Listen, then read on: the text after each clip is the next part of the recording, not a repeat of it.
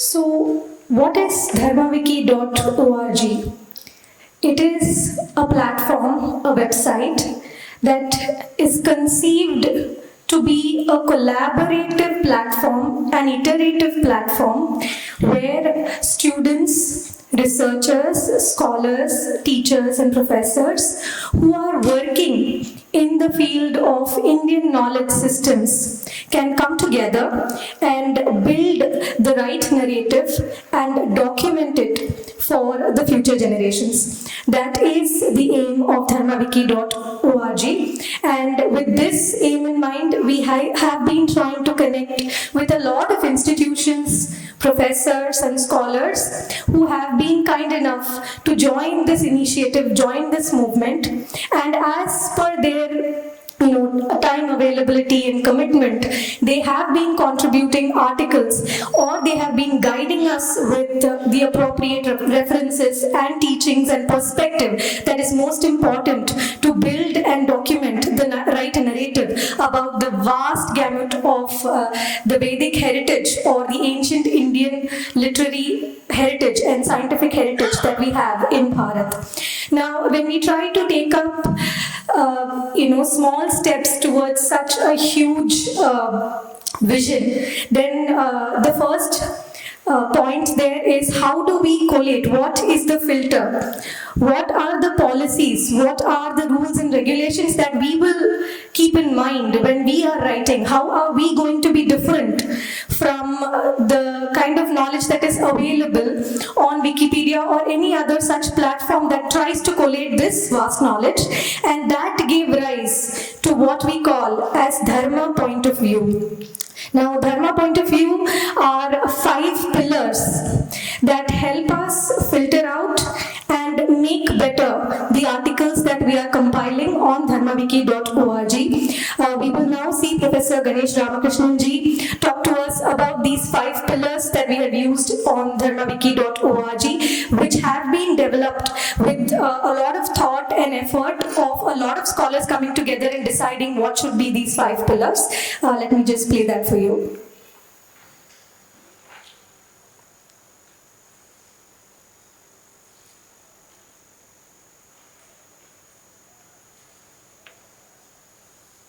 The moment you translate Ayurveda, the moment you start translating yoga, then their integral meaning gets compromised.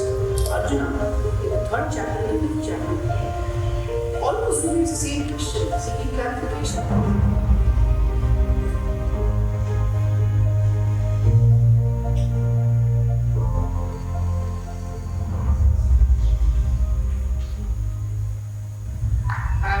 Professor Ganesh Ramakrishnan, a faculty member at the Department of Computer Science and Engineering. The organization of DharmaWiki has been pivoted on some moderation policies. These moderation policies have been thought out, ironed out after consulting several scholars in this field over a long duration of time. The 5 pillars that form the moderation policy are as follows. The first is Moola Siddhanta Samaikyata, which is the integral unity of Sanatana Dharma. The terminology in the Vedic literature, in the derived literature, themselves are a point of integration, but beyond the terminology, even the thought process is integral. Now, this brings me to the next point, which is that this terminology, the moment they get translated, often the plot is lost. So, dharma remains dharma, cannot be translated as religion. This is the second pillar, which is ananuvadhyata, non-translatability. The moment you translate Ayurveda, the moment you start translating yoga, then their integral meaning gets compromised. A third very important pillar is Rachana Sutta.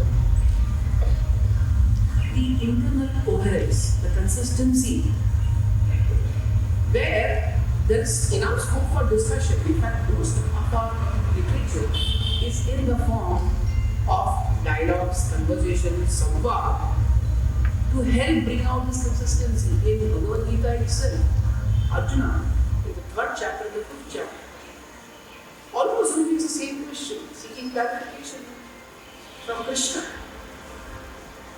on points associated with Karma Yoga. So this, the questions and answers are all seeking that internal coherence, Vachanas of them. Interestingly, the way the Smriti Shastras would be compiled, we always had Shastras being compiled time and again according to the changing situation, the changing needs. We have examples of Kauriya Shastra. Now, what were the principles used in compilation of literature? That brings us to the 4th point, which is Tantra Yukti. You find in Jaraka compilation, in Shushruta's compilation, of course, Kauriya Shastra, I referred to earlier. They may have maybe 30, 36 different elements, but all of them are the research methodology. When we talk about making external references and seeking internal coherence, the way you study, the lens you adopt to contextualize the current study with respect to previous literature, pay due respect to the perspective there, and bring out the subtle points of difference because of changing context. This is very nicely codified in Tantra. Our 5th, which helps move from internal diligence to also external validation, is where one looks for external references. That is Parishara. By this, already a part of the Vedangas, yet it deserves a separate mention because we should make sure we refer to the original literature, the original verses in the different literature, rather than just their commentary. And we take special care to make sure that all original source references are preserved in every one of the text.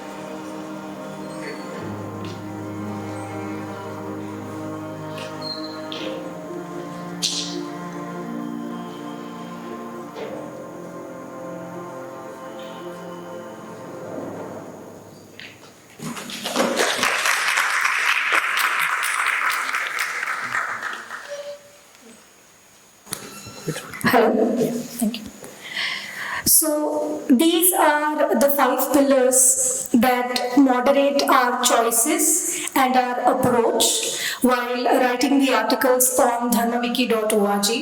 Of course, this is not possible without collective efforts, not just of the core team, but of the large number of scholar community that is being involved in ancient Indian research in Bharat and all around the world. So, the future aims of this project, that is dharmawiki.org, is networking and bringing together the scholar community so as to help build and document this particular website, which is dharmawiki.org. And we now have Professor Rishis ji speaking to us on the further scope of DharmaWiki, the way forward for dharmawiki.org. And once the foundation was laid and there was some content developed, we got support from Bhartiya with the Parishad. We have an internal team of hosts as well, and very community scholars who are actively working on the different aspects of the Indian knowledge system and contributing to Dharma. We also have very committed and renowned scholars, starting with Govind Prabhuji. He is from the Chaitanya Seva Trust. Our Professor Ram Subramanian is a renowned scholar in the Indian knowledge system. K.S. Narayanacharya, late K.S. Narayanacharya, helped us in articulating our dharma point of view. Lakshmi Tatacharya, whose foundation also helped in putting together very important and the foundational content of dharma. And once the foundation was laid and there was some content developed, we got support from Bhartiya, Vidat Parishad. We have an internal team composed as well, and very committed scholars who are continuously working on the different aspects of the Indian knowledge system and contributing to dharma.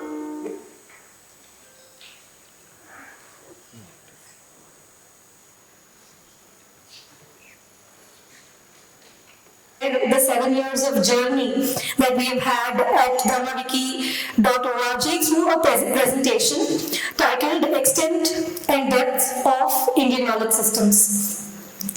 So,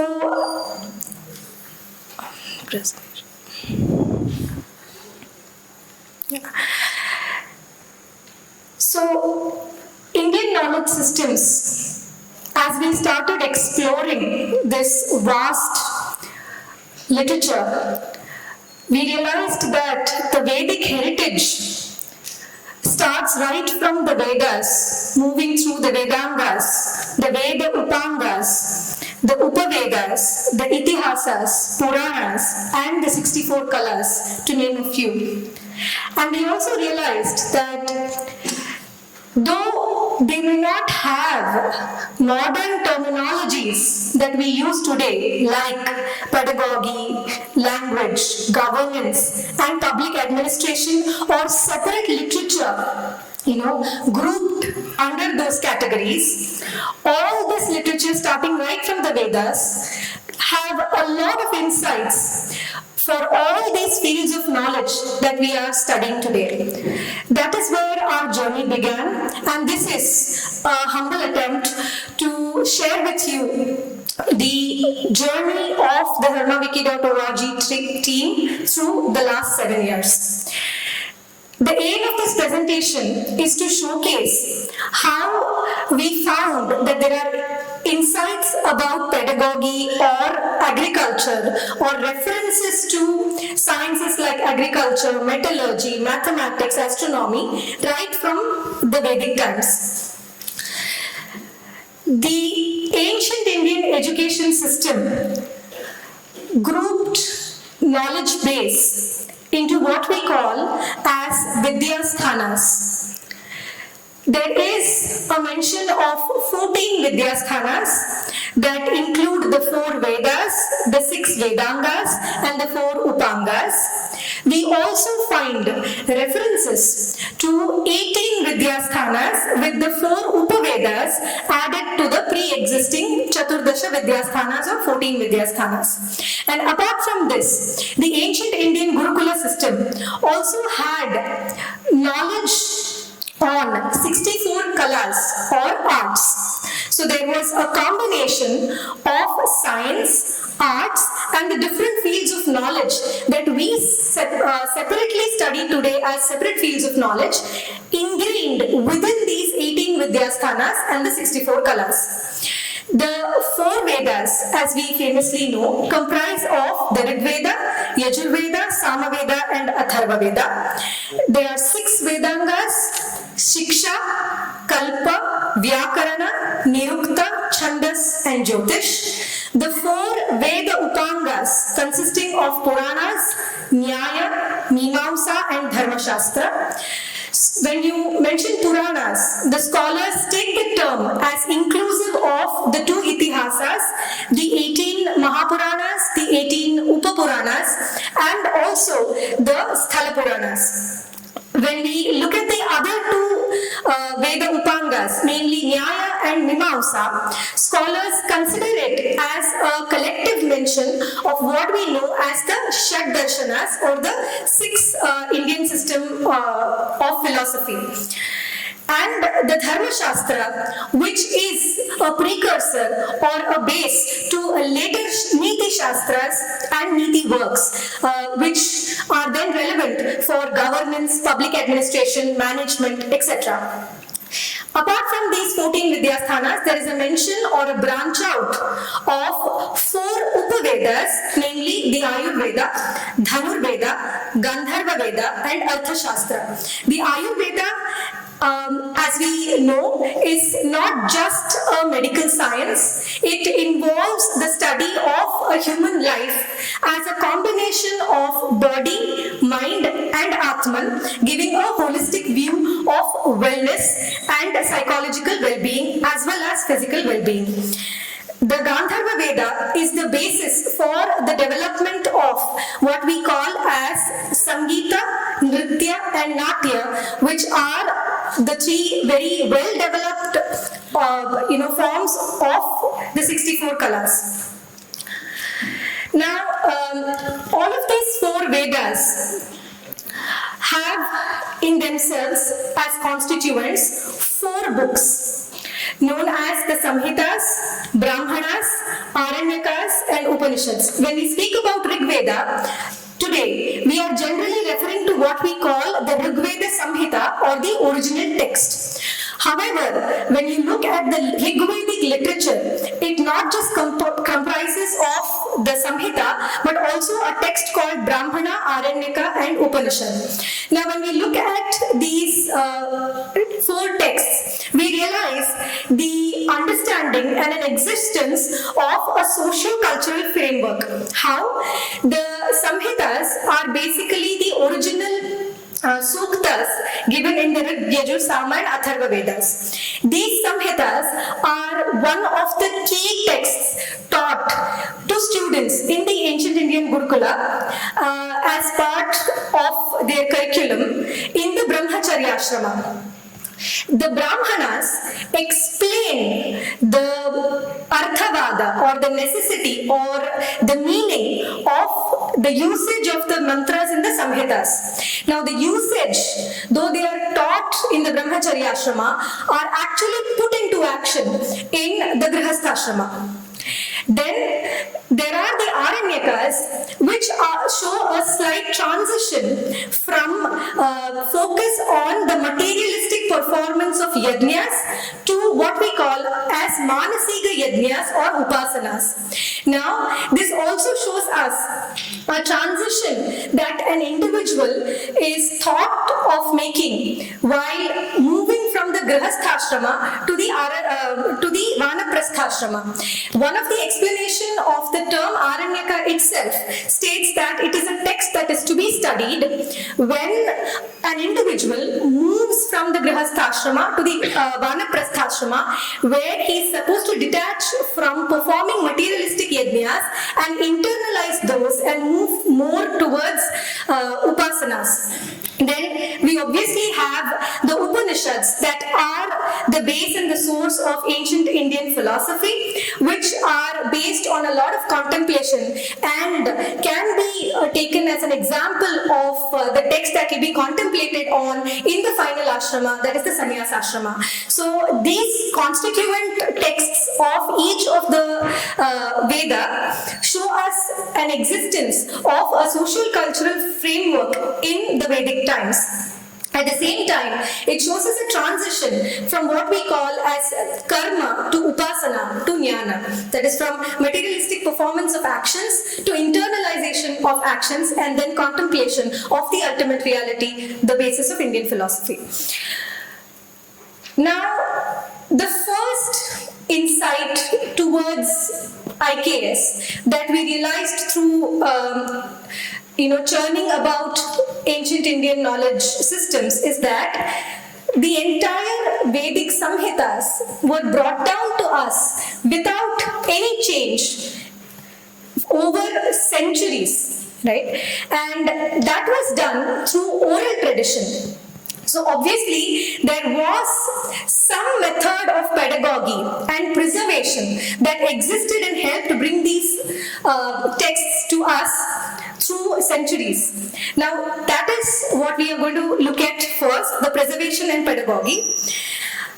the Vedic literature was preserved through various efforts. The first one is creation of indexes known as Anukramanis. They logged the main data about each of this Vedic Sukta, which is the Rishi, the Devata and the Chandas. The three main details were indexed, and these indexes are known as Anukramanis. They also had usage of swaras.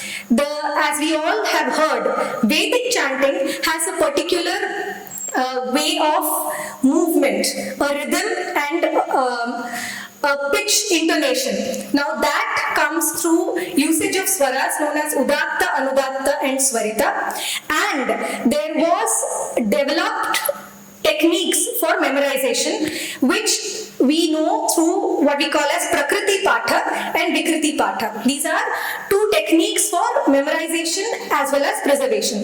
The Prakriti Patha is seen in three types. Samhita, where the mantra is preserved as is without any change. The Padapatha, where each word of the mantra is split. And Kramapatha, wherein a student is taught to chant in a particular order. For example, if the mantra is Gananam Tva Ganapatigum Havamahe, the Kramapatha will be taught to the student as Gananam Tva Ganapatigum Havamahe. So these were patterns developed for memorization. And this is carried forward further in order to sharpen the memory of the student by the use of Vikriti Pathas. Now, Vikriti Pathas are of different types, especially 8 of them are known by name. Some of them are Jata Patha, Shika Patha and Ghana Patha, wherein the order for each, for Jata Patha it is the order 1 2 2 1 1 2, Gananam Tva, Tva Gananam, Gananam Tva. So every 2 words of the mantra is sharpened in the memory of the student by this pattern. Similarly, Shika Patha uses 1 2 2 1 1 2 and 3. So every time the difficulty level of memorization technique increases, and that sharpens the memory of the students. An interesting aspect here, while we read about ancient Indian knowledge systems, is that we try to find how did these practices get continued over centuries. Now, we see certain changes, but still some continuity. For example, the usage of swaras. Though after the Vedic literature, the usage of swaras declined, but with the inculcation of what we call as chandas or meters, the metric recitation replaced the Vedic recitation, but still the technique of memorization and preservation continued over centuries. Now, does this mean that the importance was given only to memorization techniques so as to preserve the texts? That is where we are surprised with inclusion of a second set of texts known as Vedangas, which are 6 in number. Now, the existence of these Vedangas in order to aid the study of the 4 Vedas give us the confidence that there were tools developed for comprehensive understanding apart from just the memorization techniques that was done to preserve the text for centuries. Now, a beautiful verse in the Paniniya Shiksha says, Chandav Padav tu Vedasya, Hastav Kalpotha Uchyate, Jyotisham Ayanam Chakshuhu, Niruptam Shrotra Uchyate, Shiksha Granam tu Vedasya, Mukham Vyakaranam Smritam, Tasmat Sangamadityaiva, Brahmaloke Mahiyate. So there were 6 parts or angas that were used to understand the Vedic texts. The first one is described as the nose of study, which is Shiksha. Shiksha is nothing but the science of pronunciation of Vedic mantras. Obviously, when they are stressing about pronunciation, they describe it as the nose, which is in modern parlance can be similar to phonetics, though the scope of Shiksha Shastra is much wider. Then comes Kalpa, which is described as very rightly as the hand of understanding the Vedas because it focuses on the procedure and performance of yajnas. Then comes Vyakarana, which is described as the mouth of Vedic understanding because it focuses on construction of words and understanding the primary meaning. Then comes Nirukta, which is the ear of Vedic understanding, and it talks about objective definition of words. Now, what is the difference between Vyakarana and Nirukta? While they use Vyakarana to understand the primary meaning of words from which the word is formed, the Nirukta tries to understand the contextual meanings that are possible from that particular word used in the Vedic Samhita or Sukta. So, not only do they try to understand the root meaning of a word, but they also had a science to interpret and understand the possible contextual meanings of that word that gives contextual meaning to the sukta itself. Then we have Chandas, or the science of meter, which is described as the feet because it is ultimately the movement and the recitation that comes from Chandas that keeps the interest of the students intact in reciting and engaging with the original text. Then comes Vedanga Jyotisha, which helps us understand or determine the appropriate time and place for performance of yajnas. The Vedic society was primarily based on yajnas, and therefore the ability to determine the time and place played a very important role in Vedic society, and that's where came the use of Vedanga Jyotisha, which is the foundation or basis of the science of astronomy. Now, in short, we have around 15 more minutes, so I'm not going to go into detail of every Vedanga here, so that we'll be able to cover other aspects of IKS as well. So, the science of pronunciation, if we want to look at it, we have two classes of texts because we are all here in order to understand what are the sources that we can refer to in order to research further on a specific field of knowledge through the lens of IKS. So, the texts that are related to the Shiksha Shastra or the science of pronunciation are the Pratishakyas and the Shiksha Granthas. The Pratishakyas are specific texts developed as per each Veda or the Veda Shakha for the pronunciation of those particular Vedic Samhita. The Rig Veda has the Rig Veda Pratishakya, the Yajur Veda has Vajasani Pratishakya and Taittiriya Pratishakya, the Sama Veda has 4 other Pratishakyas. These then later on developed into a group of literature known as the Shiksha Granthas, namely Paniniya Shiksha, Naradiya Shiksha, Vyasa Shiksha and Yajnavalkya Shiksha. Of course, you can read more about the Shiksha Shastra on DharmaWiki.org.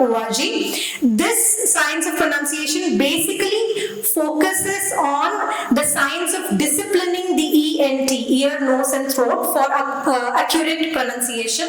It also delves deeper into place of articulation, the efforts required for pronunciation, the accent, pitch, the time taken for pronunciation, etc.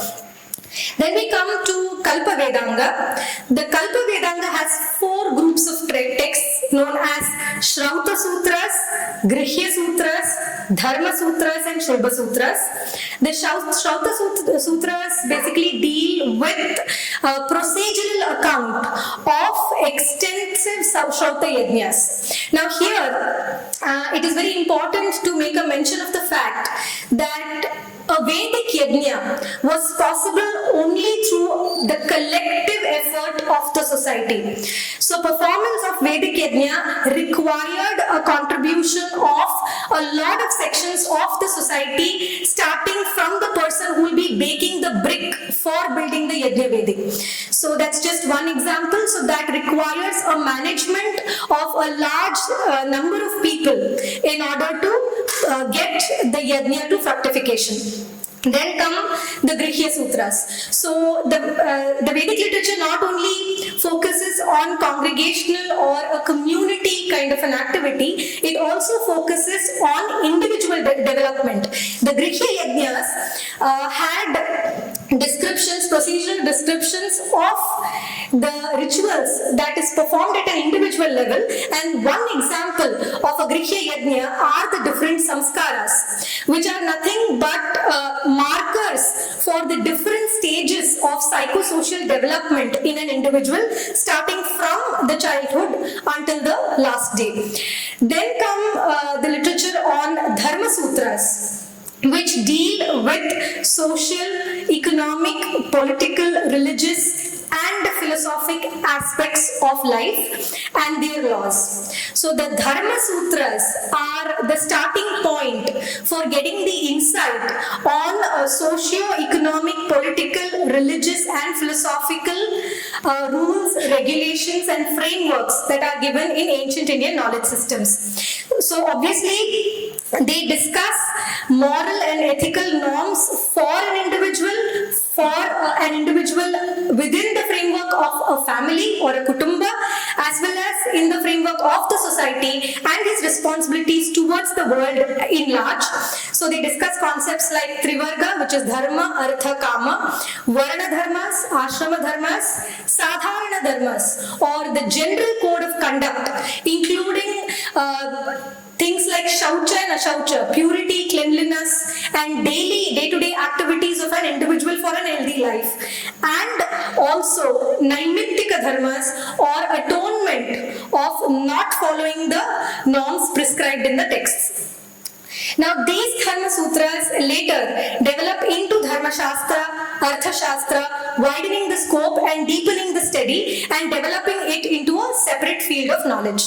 Then come the Shilpa Sutras, which is a Shastra written for the measurement and construction of the Yajna Vedi for performance of these huge Shrauta Yajnas. These are considered as the earliest available texts on geometry, and it very clearly states that a Shulbakara, or a person who is studying or practicing the Shulba Sutras, should be very well versed in arithmetics, mensuration, willing to learn from practicing sculptures and architects. Now that is a very interesting aspect that we have found while reading, that the knowledge was not just textual. In very many texts, not just relating to mathematics, even relating to the arts, it is given importance to learn from people who are practicing that particular field of knowledge. Now, moving away from the Kalpa Vedangas, or taking the evolution further from the Kalpa Vedangas, we saw that there were the Dharma Sutras, which are the starting point to get some insights on the framework on socio-economic aspects. Now this leads us to understand what could be the different texts that we could refer for to look at insights for governments and public administration, which is socio-economic and political insights. So this doesn't mean that before the Dharma Sutras there were no insights that we can gather. Right from the Rig Veda, Yajurveda, Atharva Veda, we find certain mentions and references for socio-economic and political insights coming, and these insights are either scattered in texts, or later on they have a gamut of literature developed specifically for that field. So we find scattered references in Vedas, in the Itihasas like Ramayana, Mahabharata, and in story literature like Panchatantra, Hitopadesha and Niti Shataka. Whereas there are also separate field texts that we may call so, starting from the Dharma Sutras, moving on to Dharmashastras or Smriti literature and Nibandhas. On the other hand, we also have the Arthashastra, Kamandaki and Itisar, and Manasollasa, which have socio-economic and political insights. And these are only a few texts that we have been able to lay our eyes on and not even put our hands on yet. So this is just an effort to put this out on the forum so that the scholar community can help us come together and document this. Now, what are the insights that we can get from the Rig Veda, Yajurveda and Atharva Veda? There is mention of agriculture in the Rig Veda. In the Yajurveda, there is mention of agriculture, animal husbandry, bit of textile, metallurgy and also trade and commerce. There is description of travel by people for trade and commerce. Then in the Atharva Veda, we have Paushtika Suktas and Rajakarma Suktas. These Rajakarma Suktas are the first mention where we find references to statecraft, defense system, etc. Now in the Ramayana and Mahabharata, the texts, the Itihasas themselves are codified for a specific purpose, which is described as Dharmartha Kama Mokshanam Upadesha Samanvitam Puravrittam Kathayuktam Itihasam Prachakshate. So they talk about Dharma, Artha, Kama and Moksha, discussing the norms for personal, familial and social life. And one very interesting aspect that we would like to highlight here is the Kachit Sarga, which is a conversation between Rama and Bharata when Bharata comes to meet Rama in the Aranya or the forest, and there they have a conversation on leadership qualities. How should a leader keep away from the Shadripus that cause various evils to arise in his perspective, the public policies, administration, what is the benefit of getting a wise counsel, dealing with ambassadors, justice, punishment, so on and so forth.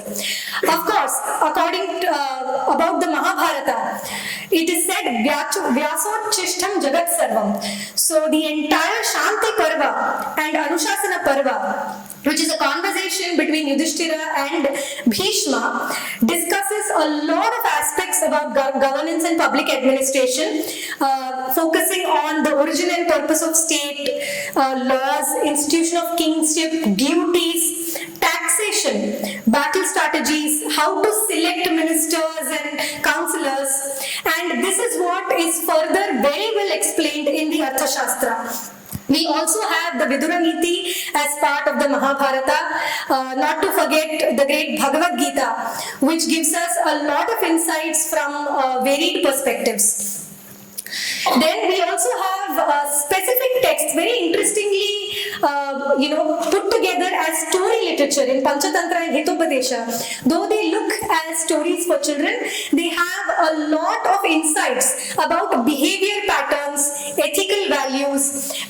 Their sections itself are titled as Mitra Bheda, collecting friends, Mitra Labha, what are the benefits of collecting friends, Kapolukiyan, which describes aspects of fight, war or peace. What is, the battle between wit and the battle of wits versus the battle of swords. Labdha Pranasham, what causes the destruction of what you have already accumulated. That could be accumulation of knowledge, accumulation of wealth. It could be interpreted in many forms.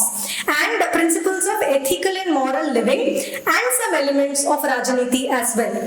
Now these are similar topics that are dealt with in the Hitopadesha as well. The Niti Shataka also deals with similar aspects but is composed in verse. Now then we come to specific texts which are Dharmashastras, moving on to Dharmashastras and Nibandanas. As mentioned before, they talk about Varnashrama Dharmas, rules and regulations related to occupations, and the occupations, as mentioned before, are varied, starting from agriculture to trade and commerce. This then developed into more specified and elaborate works like Arthashastra and Kamandaki and Nitishar. And what is famous about the Arthashastra is the 7 elements of the state, including Swami, the king or the leader, Amatya, the councillor, the minister, Janapada, which is the state, Durga, the fort, Kosha, treasury, Danda, the punishment, and Mitra, which is basically foreign policy. Later on, this foreign policy has also been very well elaborated in the Arthashastra. The Kamandaki and Nitisar is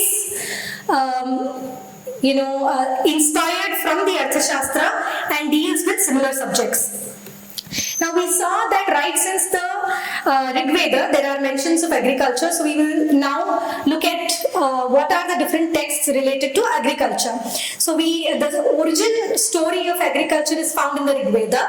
The Yajur Veda in the Rudra Prashna has beautiful description or a list of crops. Then we have a specific sukta, Krishi Sukta in the Atharva Veda, and then in the Arthashastra, of course, agriculture is described as one of the key elements. The texts specific to the field of agricultural knowledge is Kashyapi Krishi Paddhati, Krishi Parashara, Varaha Mihira's Brihat Samhita, and Surapala's Vrikshayurveda. They have detailed explanation of the entire process of agriculture, starting from soil selection to crop selection to preparation of the land, seed selection, sowing of seeds, irrigation, what are the measures to be taken for good crop yield, how the crops are to be protected, what are the agricultural implements that are to be used, the harvesting procedure, and also post-harvesting procedures. They also have exhibited knowledge on rainfall prediction, etc., the seasons for plantation, etc.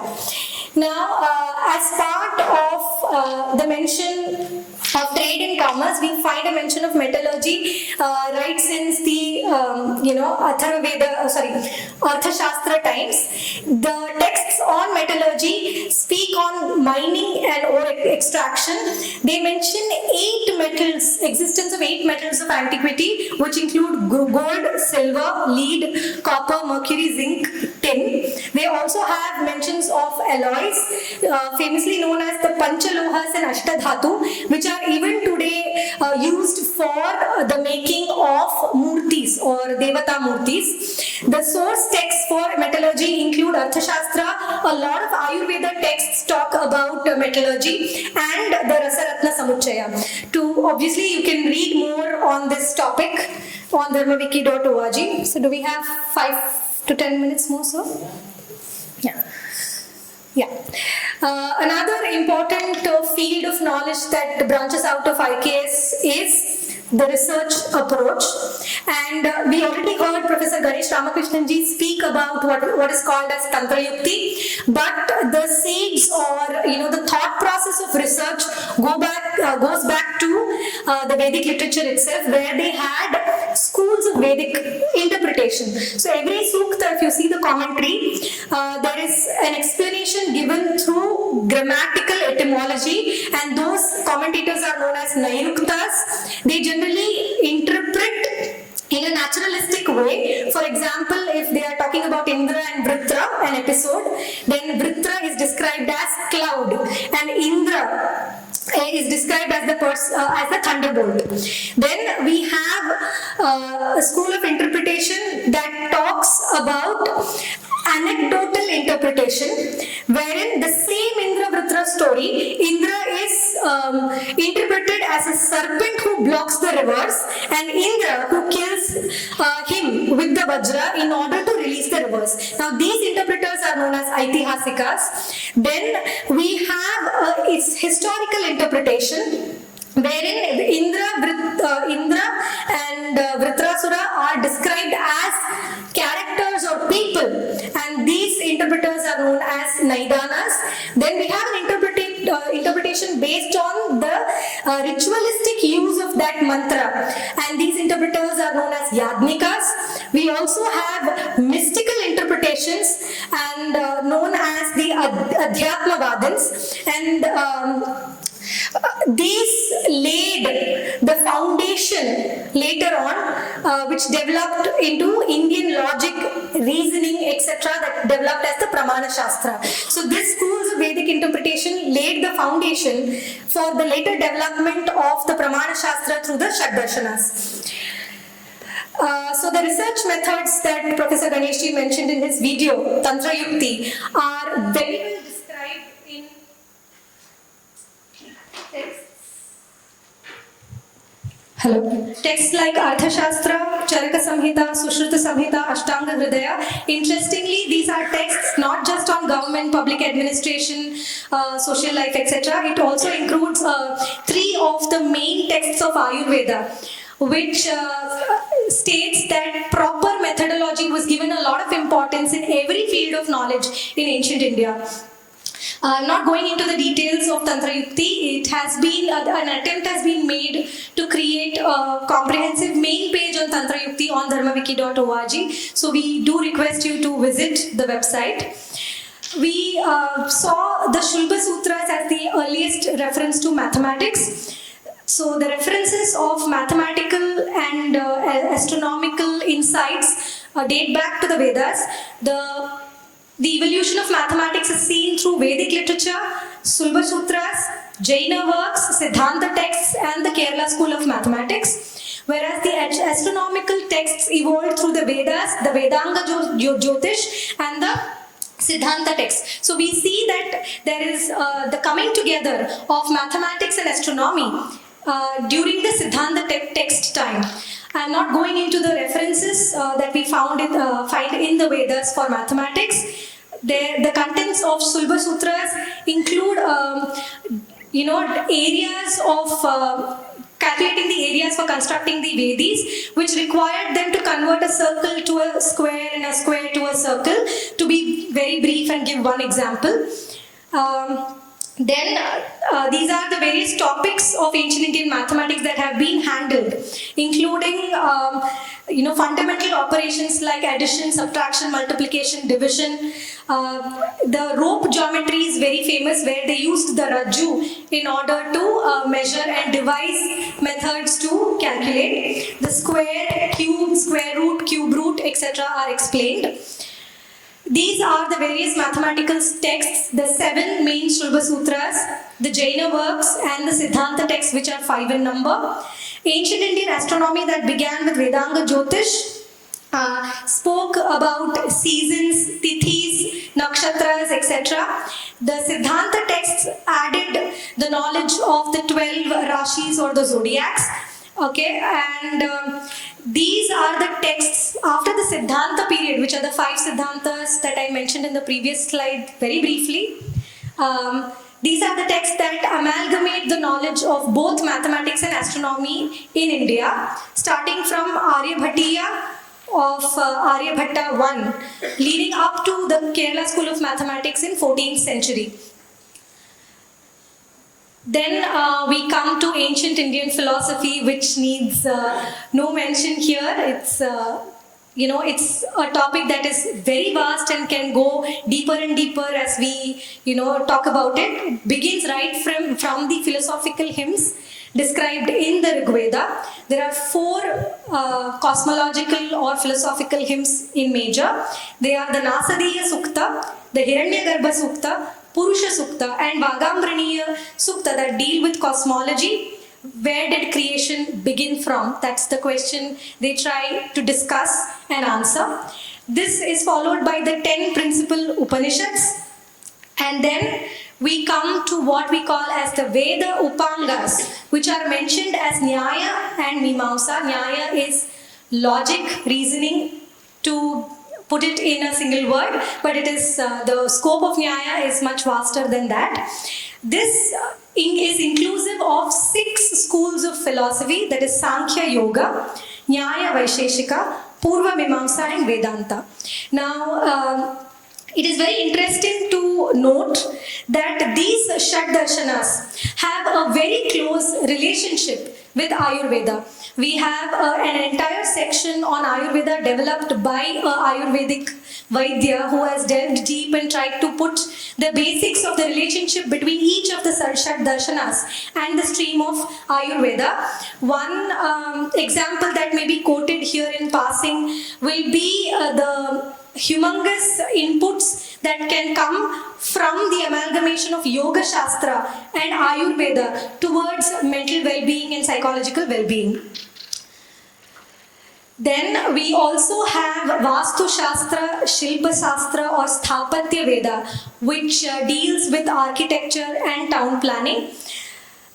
These town planning related texts deal in detail with site selection, right? Like how they dealt in detail with agriculture, or about every step to be taken in the fructification of that particular activity. Similarly, even in town planning and construction, they deal in detail with site selection, design of the village, town's capital, and they talk of construction of palaces, forts, residential areas, marketplaces, and of course, a separate and a deep study possible in what we call as temple architecture.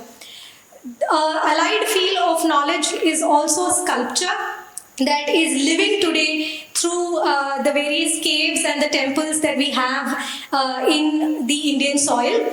The texts that deal with these particular topics related to architecture, town planning, etc. are the Puranas, which apart from being story literature are actually encyclopedic in nature if we try to delve deeper into them and pull out the insights. The Puranas, the Arthashastra, Brihad Samhita of Varahamihira all talk about this field of knowledge. There is also a set of texts called Kashyapiya Silpa, Manasara, Mayamatam and Samarangana Sutradhara, and these are, as I mentioned before, just the basic texts. And with that, we come to the conclusion. Thank you for the extra time, sir. And I hope this forms as a basis for all you scholars to connect with the DharmaWiki.org project and help us build this portal to greater extent. Thank you so much. Thank you, ma'am, for introducing us to the concept of DharmaWiki team. And we have time for 3 questions with us.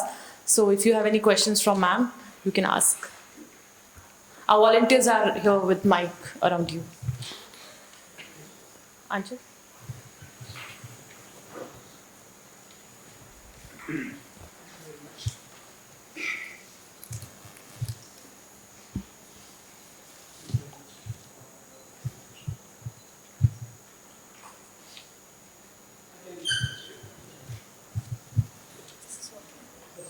can come. So what you talked about are primary texts, right? There is after that, because this is for researchers to use, there is, yeah, okay.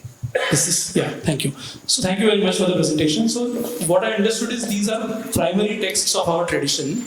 After that, there is the Tika, Bhartiya, Vyakhya tradition on all of these subjects. Then there is, I think after the British came, Indian authors also started to write what we call non-fiction books on these traditions. And later on, there are research traditions that have started. So is there any plan to do a sort of a survey of research to help people know where we are? So you can start from the primary text, but there is so much after that. So if today we have to decide what to research on, a survey of research may be something that is helpful. Is there a plan for that?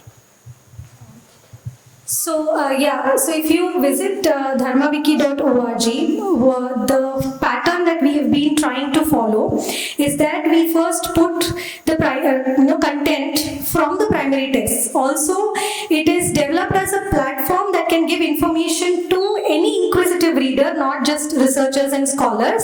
So anybody from 8th standard and above who is inquisitive to read about the topic should be able to understand. Of course, when we are writing with that perspective in mind, we have to take into account what we call as secondary resources. So we do refer to primary resources, secondary resources and tertiary resources. So there are multiple ways in which we are doing this. So we take the content from the quotations from the primary text, but we also give overviews, taking the help from secondary resources, and that's how we have been building. So right now it is in the article format. The article at the end also has a list of references, the original references that have been used, and it's a mixture of all the kinds of references. So that is a starting point. But yes, at the back end there is a plan of collecting all the work in a particular field. It's a humongous task so we have been trying, and we are looking forward to a lot of more brains and hands that can join us. Good morning. So thank you so much. It was a wonderful compendium of what we have. Now ours has been oral tradition, as you know. So is there any effort to also record, like primarily I understand these are all texts from the manuscripts that we are trying to document, to also capture the oral tradition?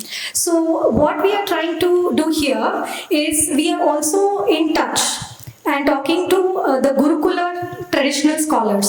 So we are gaining insights and trying to amalgamate research from the traditional Gurukula system as well as the academic research. We have not yet started any audio video compilation as such of these texts, but of course in future that may form a part of the project. But right now what we are focusing is to have foundational content documented somewhere in written, so that can form the basis for further documentation. So yeah. Understand. We have to begin somewhere. Somewhere, yeah.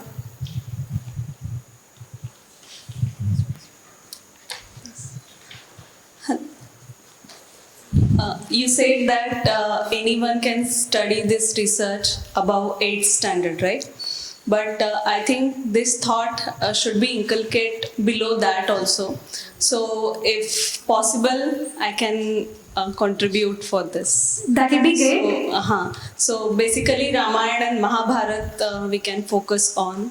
So is that possible? Yes, so we also have a section wherein we are documenting the Gurukula curriculums. Now there are existing Gurukulas in India that are training kids with the IKS perspective, and with Professor Ashish Ji's contacts, and we have been able to establish a connection with the entire group of Gurukulas in India, and we have actually started documenting their curriculum, and we have a section that is developing content for children as well. So everything has begun and it's in process, and we require more efforts to go, and we are open to suggestions and help. Yeah. Oh, congratulations. Adequate funding for all this?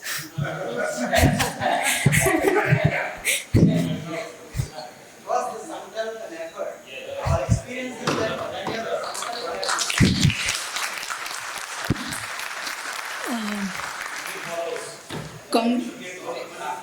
Congratulations, Kanak.